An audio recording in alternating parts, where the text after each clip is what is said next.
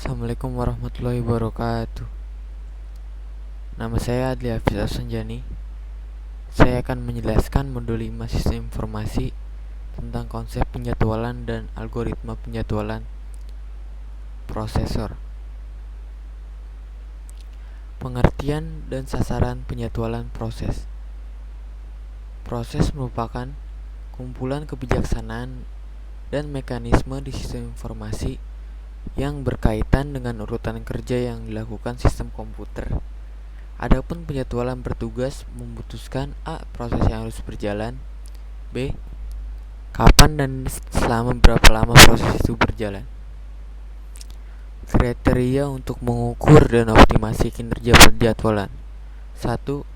Adil atau fairness adalah proses-proses yang diperlakukan sama, yaitu mendapatkan jatah waktu pemroses yang sama dan tak ada proses yang tak kebagian layanan pemroses sehingga mengalami kekurangan waktu. 2. Efisiensi. Efisiensi atau utilisasi pemroses dihitung dengan perbandingan rasio waktu sibuk pemroses. 3. Waktu atau response time. Waktu tanggap berbeda untuk 1. Sistem interaktif. Didefinisikan sebagai waktu yang dihabiskan dari saat karakter terakhir dari perintah dimasukkan atau transaksi sampai hasil pertama muncul di layar. Waktu tanggap ini disebut terminal response time. 2. Sistem waktu nyata. Didefinisikan sebagai waktu dari saat kejadian internal atau eksternal sampai instruksi pertama rutin layanan yang dimaksud dieksekusi. Disebut event response time. Sasaran penjadwalan adalah minimalkan waktu tanggap. 4.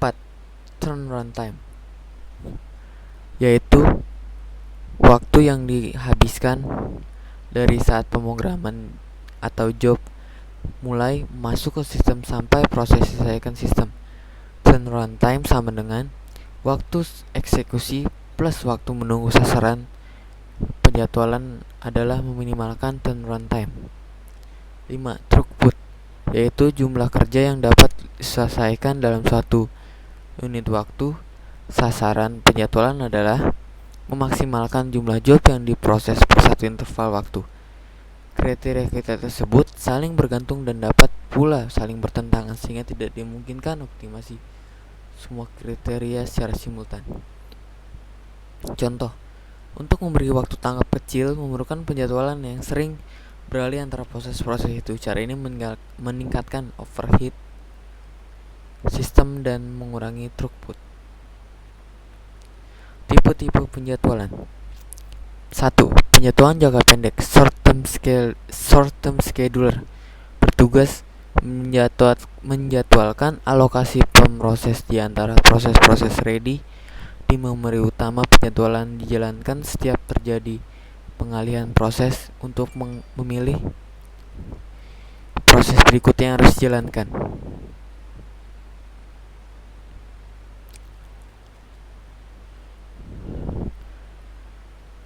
2. Penjadwalan jangka menengah. Setelah eksekusi selama suatu waktu, proses mungkin ditunda. Proses yang tertunda tidak dapat membuat suatu kemajuan menuju selesai sampai kondisi yang menyebabkan tertunda dihilangkan. Agar ruang dapat bermanfaat, beberapa proses dipindahkan dari memori utama ke memori sekunder. Aktivitas pemindahan proses yang tertunda ini disebut swapping. Penjadwalan jangka menengah menangani proses swapping. 3. Penjadwalan jangka panjang. Penjadwalan jangka panjang bekerja terhadap antrian batch dan memilih batch berikutnya yang harus dieksekusi. Batch adalah proses-proses dengan penggunaan sumber daya intensif, waktu prosesor, memori perangkat input-output, dan biasanya berprioritas rendah. Strategi penjadwalan. 1. Penjadwalan non-preemptif.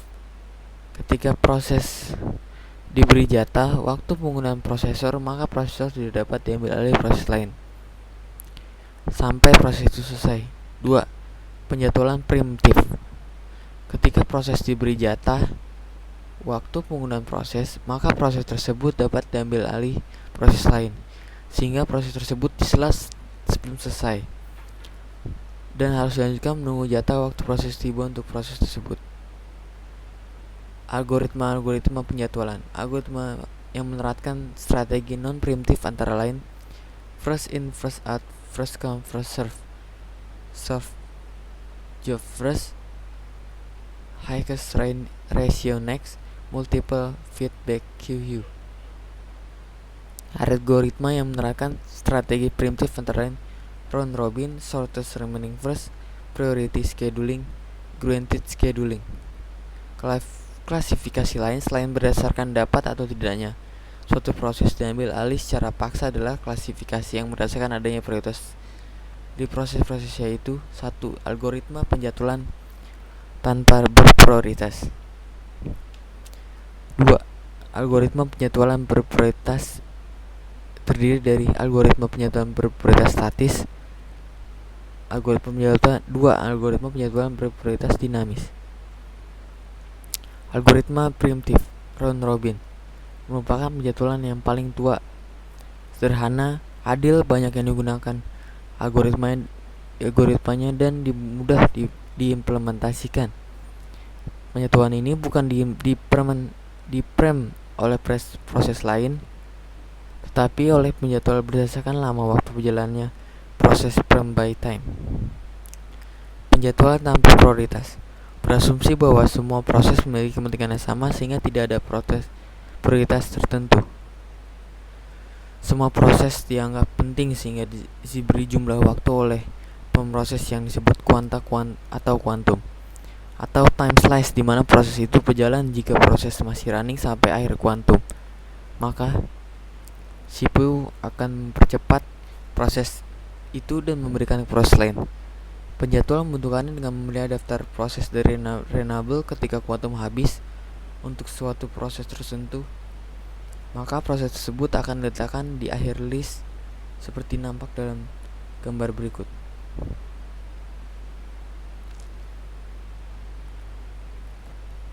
Algoritma yang digunakan. Jika kuanta habis dan proses belum selesai, maka proses menjadi renable dan proses dialihkan ke proses lain. Jika kuanta belum habis dan proses menunggu suatu kejadian selesainya operasi I/O, maka proses menjadi blocked dan pemroses dialihkan ke proses lain. Jika kuanta belum habis tetapi proses telah selesai, maka proses diakhiri dan pemroses dialihkan ke proses lain. Diimplementasikan dengan mengelola senarai proses ready renable sesuai urutan kedatangan. 2.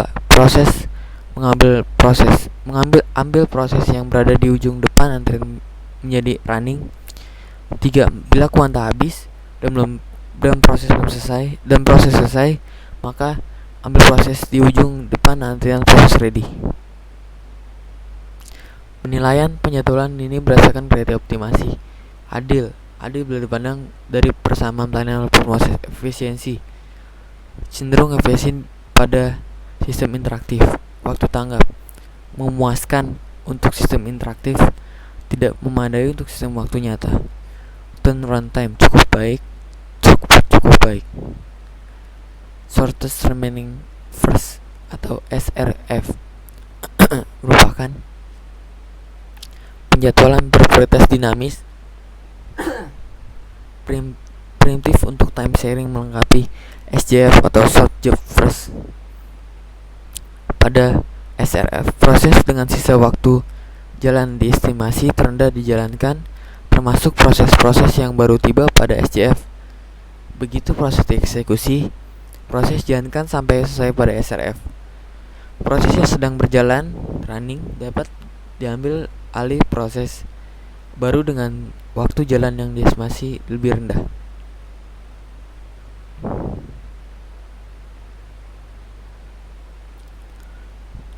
RSRF perlu menyimpan waktu layanan yang telah dihabiskan, menambah overhead secara teoritis